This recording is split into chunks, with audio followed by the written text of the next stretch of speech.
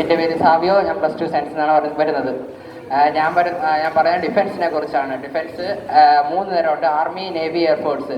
അപ്പം ഇന്ത്യയെ കുറിച്ച് നേവി കൃഷ്ണ പറഞ്ഞു. അപ്പം NDA 16 വയസ്സ് മുതൽ 19 വയസ്സ് വരെ എഴുതാൻ പറ്റും NDA. അപ്പോൾ അത് കഴിഞ്ഞിട്ട് ഇത്ര ഹയർ ലെവൽ പൊസിഷനിലുള്ള വേറെ ജോബ് ഉണ്ടാന്ന് ചോദിച്ചാൽ ഉണ്ട്. അടുത്ത CDS എന്ന് പറഞ്ഞ എക്സാം ഉണ്ട്. അത് 19 വയസ്സ് തൊട്ട് 25 വയസ്സ് വരെ എക്സാം എഴുതാം. കമ്പൈൻഡ് ഡിഫൻസ് സർവീസ് എന്ന് പറഞ്ഞൊരു എക്സാമാണ് CDS. അതിൽ നിങ്ങൾക്ക് ഗ്രാജുവേറ്റഡ് ആയിരിക്കണം. +2 ഫിസിക്സിനും മാത്സിനും 60% മാർക്ക് വേണം. അപ്പം ഇത്ര ഹയർ ലെവലിൽ പൊസിഷന് ഏതൊക്കെ NDA പറയുന്നു, CDS എന്ന് പറഞ്ഞൊരു ഇത് വരുന്നു. അടുത്ത് ആർമി, നേവി, എയർഫോഴ്സ്. അടുത്ത് വേറെ തരമാണ് coast guard, paramilitary forces. Army, navy, എയർഫോഴ്സിൽ നിങ്ങൾക്ക് ആർമിക്കാണെങ്കിൽ SSLC ക്വാളിഫിക്കേഷൻ വെച്ച് കയറാം. നേവിയിൽ എയർഫോഴ്സിൽ കയറാം. നിങ്ങൾക്ക് കോസ്റ്റ് ഗാർഡായിട്ടും ചെറിയ അഗ്നിവീറും IAF ഗ്രൂപ്പ് ഐയും ഗ്രൂപ്പ് C, ഗ്രൂപ്പ് X, ഇതിനൊക്കെ ഇന്ത്യൻ എയർഫോഴ്സ്. അപ്പം അതിലൊക്കെ നിങ്ങൾക്ക് SSLC ക്വാളിഫിക്കേഷൻ വെച്ച് കയറാം. പക്ഷേ ഓഫീസായിട്ട് പോകണമെങ്കിൽ നിങ്ങൾ +2 ക്വാളിഫിക്കേഷൻ. ഞാൻ ഇപ്പോൾ ചൂസ് ചെയ്യുന്നത് എയർഫോഴ്സാണ്. ഞാനിപ്പോൾ NDA എക്സാം ഈ സെപ്റ്റംബറിൽ എഴുതുന്നു. NDA എക്സാം സെപ്റ്റംബറിൽ എഴുതുന്നു.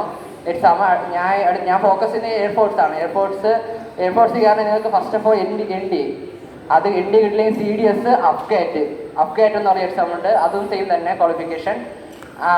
അഫ്ഗേറ്റ് കഴിഞ്ഞ് നിങ്ങൾക്ക് കാരണം IAF എന്ന് പറഞ്ഞൊരു എക്സാം ഉണ്ട്.